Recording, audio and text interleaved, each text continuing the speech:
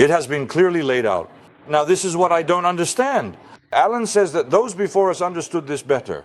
Those before us understood as much as they could. But for example, the companions didn't go and ask the Prophet about the meaning of every verse, my friend. They would read and understand. If there were parts they couldn't understand, then they would go and ask the Prophet. So why should we not be able to understand any part of this? When it describes itself, it says in a clear Arabic language. It is stated that it was revealed in plain Arabic. And this is a clear Arabic language. For example, consider Surah An-Nahl, specifically verse 103. This book was revealed in clear Arabic.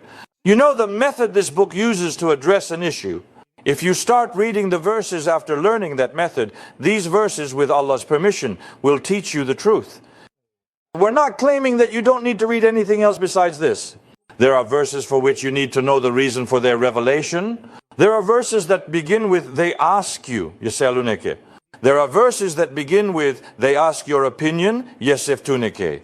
There are the opening verses of Surah Al-Mujadila. The statement, Allah heard the words of the woman who disputes with you concerning her husband. Clearly this was revealed in response to a particular situation. There is Surah Al-Mumtahina. There is Surah Al-Mumtahina. And there are many more. So it means that when we need to, we will of course refer to those books. But sometimes, even in those books, there are statements or expressions that go beyond their intended meaning. We will also assess which of those are accurate by reading the narration of the reason for revelation in accordance with the context, what we call the siyak and sibak of the verse's text. To say that everything transmitted from the past is correct would mean placing barriers between God's book and today. You won't be able to see or understand the truth, in other words. Therefore, when you look from the perspective of the Qur'an does not drive you to despair.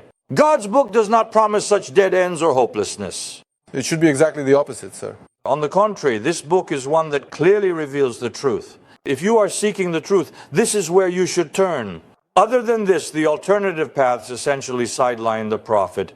Such a claim is without a doubt the greatest slander that could be made. A Muslim should never let such a slander take root in their words or in their heart.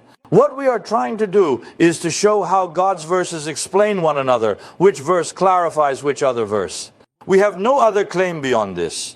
Also, we never claim that everything we say is absolutely correct, or that we have fully understood what the Quran says on this matter, and that's the end of it, or that no one else can understand it. We absolutely do not have such an attitude that would restrict others from understanding as well. So, teacher, after you or someone else says something, people are supposed to close the Quran and put it away. But instead, you open it up even more. We say, open it. Let this be a book you always have at hand. This Quran I have in my hand is yours. Every page is marked up. I need Qurans like this. I need Qurans that are written on everywhere, on every side. If you seek the truth here, Allah will not leave you without guidance.